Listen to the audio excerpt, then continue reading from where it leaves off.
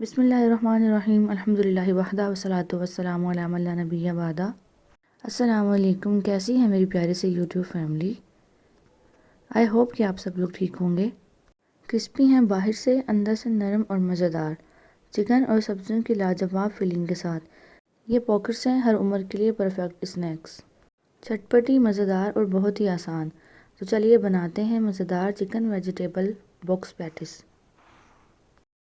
तो ये बनाने के लिए सबसे पहले हम एक पैन में ऑयल ऐड करेंगे।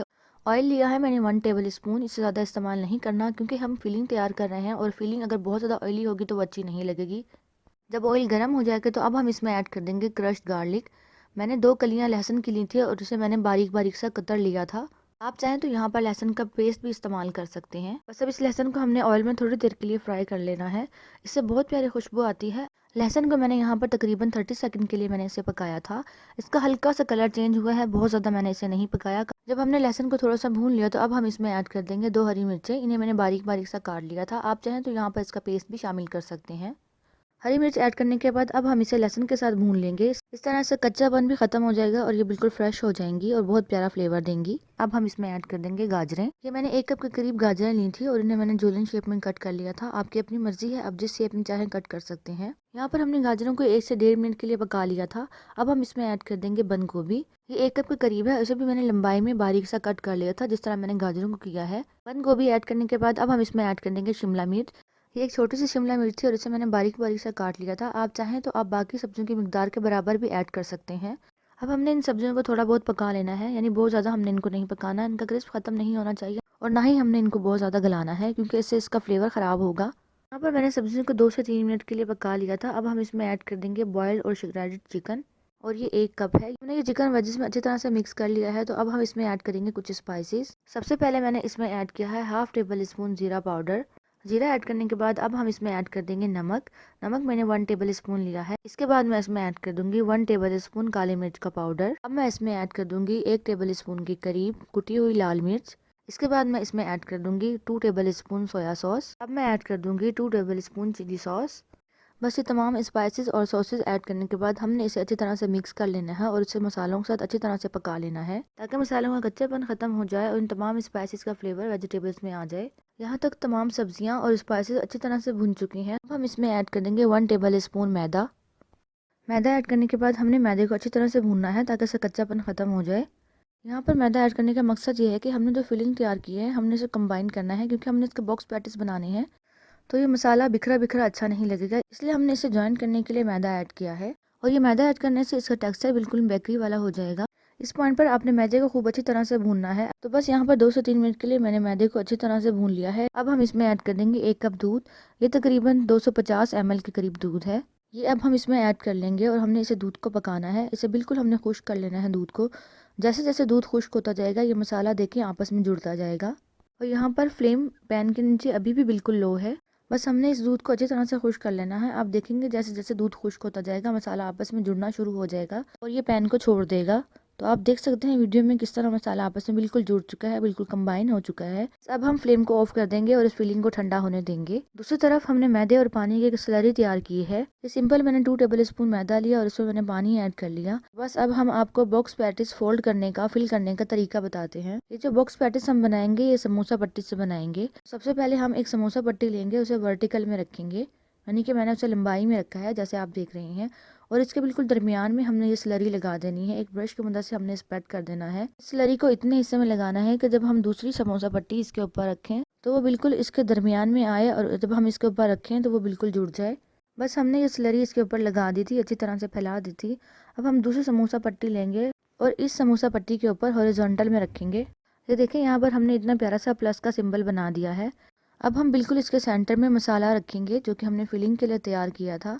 ये तकरीबन 1 टेबल स्पून के करीब है और इसे मैंने इसी तरह से फैला लिया है, यानी कि मैंने सेंटर में ही, दरमियान में ही अच्छी तरह से फैला लिया है। अब हमने पट्टी का एक हिस्सा उठाकर मसाले के ऊपर फोल्ड कर देना है और पट्टी का जो हिस्सा हमने फोल्ड किया है उसके ऊपर हम ये स्लरी लगा लेंगे। और बिल्कुल इसी तरह पट्टी के जो बाकी हिस्से बचे हैं उनके ऊपर भी हमने उनके एजेस पे अच्छी तरह से ये स्लरी लगा लेनी है ताकि जब ये बॉक्स पैटिस हम फोल्ड करें तो इसका कोई किनारा, कोई हिस्सा खुल ना जाए। बिल्कुल इसी तरह जब हम कोई समोसा या रोल वगैरह फोल्ड कर रहे होते हैं तो उसका भी हमने इस बात का ख्याल रखना होता है कि उसका कोई एजेस, कोई किनारा वगैरह खुला ना रहे। इससे एक तो अंदर का मसाला बहुत ज़्यादा ऑयली हो जाता है, ये तेल को जज़्ब कर लेता है। उसके अलावा अंदर का मसाला भी जल जाता है गरम तेल अंदर जाने की वजह से।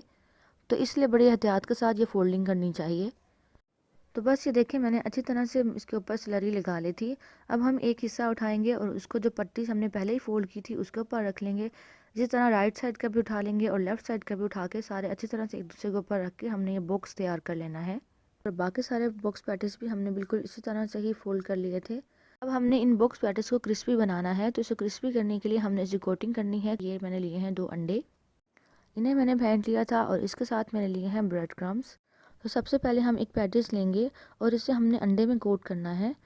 इस बॉक्स को मैंने अंडे में अच्छी तरह से कोट कर लिया है, हर तरफ से अच्छे से अंडा लगा लिया है। तो अब हम इसे कोट करेंगे ब्रेड क्रम्स में। पैटीज को ब्रेड क्रम्स में अच्छी तरह से हमने कोट कर लेना है, चारों तरफ से कोई जगह खाली ना रह जाए। जितना अच्छा आप इसे ब्रेड क्रम्स से कोट करेंगे उतना अच्छा ये क्रिस्पी बनेगा। बिल्कुल हल्का हल्का से दबाकर आपने इसे ब्रेड क्रम्स में कोट कर लेना है। अगर आप किसी भी चीज़ की कोटिंग ब्रेड क्रम्स से करने जा रहे हैं तो उसके लिए बेहतर यह है कि आप ज़्यादा ब्रेड क्रम्स का इस्तेमाल करें, इससे बहुत प्यारा फ्लेवर और कलर आता है।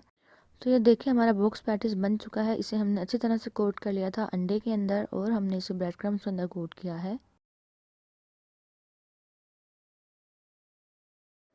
चलें एक और पैटीज को हम कोट करते हैं। ये एक मैंने पैटीज लिया और इसे मैंने अंडे में अच्छी तरह से कोट कर लिया है। अंडे में कोट करने के बाद अब हम इसे ब्रेड क्रम्स में कोट करेंगे। अच्छी तरह से मैंने कर लेना है, चारों तरफ से अच्छी तरह से ब्रेड क्रम्स लगा देने हैं।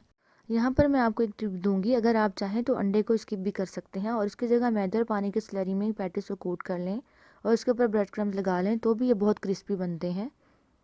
तो ये आपकी अपनी चॉइस है, जिस चीज़ को मर्ज़ी आप चाहें चूज़ कर लें। चाहे तो अंडा यूज़ कर लें और चाहे तो स्लरी का इस्तेमाल कर लें। तो बस ये देखें दूसरा बॉक्स पैटीज भी बनकर तैयार हो चुका है और बिल्कुल इसी तरह हमने सारे बॉक्स पैटीज तैयार कर लेने हैं। ये देखें यहाँ पर हमने बॉक्स पैटीज तैयार कर लिए हैं, इनकी फिलिंग भी हमने कर ली है और उसके ऊपर कोटिंग भी हमने अच्छी तरह से कर ली है। तो इस पॉइंट पर आप चाहें तो इनको फ्रीज़ भी कर सकते हैं। एक एयर टाइट कंटेनर लें और उसके अंदर एक एक करके ये रखते जाएँ।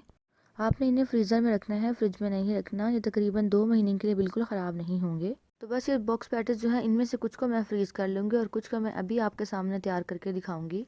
तो ये फ्राई करने के लिए सबसे पहले एक पैन में मैंने ऑयल लिया है, इन्हें हमने डीप फ्राई करना है और ऑयल को हमने अच्छी तरह से गर्म कर लिया है। और ऑयल को हमने इतना गर्म करना है कि जैसे ही हम इसमें पैटीज ऐड करें तो इसमें बबल्स बनना शुरू हो जाएं। तो लो टू मीडियम फ्लेम पर हमने इसे आहिस्ता आहिस्ता से फ्राई करना है। पैटीज ऑयल में ऐड करने के बाद हमने इसे 2 मिनट के लिए बिल्कुल नहीं छेड़ना। तो जब एक तरफ से इनका कलर आ जाए तो अब हम इसे पलट लेंगे।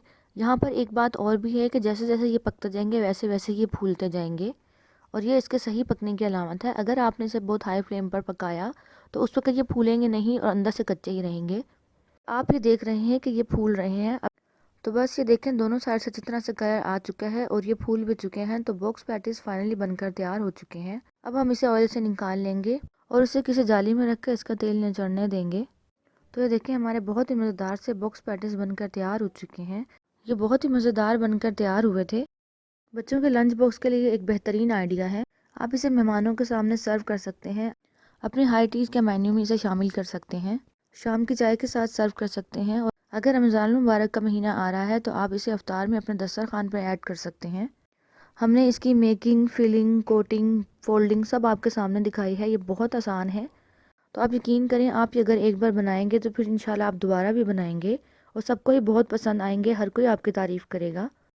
ये बनाना बहुत आसान है। अगर कुछ स्टेप्स आपने पहले से तैयार करके रखे हैं, मसलन आपने वेजिटेबल काट के रखी हैं या चिकन उबाल के रखा हुआ है, तो ये बहुत जल्दी बनकर तैयार हो जाते हैं, कोई टाइम नहीं लगता। तो आप ये बनाएं, इसे फ्रीज़ करें, इसे उसी वक्त फ्राई करें, ये आपकी अपनी मर्ज़ी है। इंशाल्लाह आपको ये रेसिपी अच्छी लगी होगी। अगर आपको हमारी वीडियो पसंद आई है तो इसे लाइक करें, शेयर करें, सब्सक्राइब करें और हमारी नई आने वाली वीडियो के लिए बेल आइकन को दबाना मत भूलें। शुक्रिया। अल्लाह हाफिज़।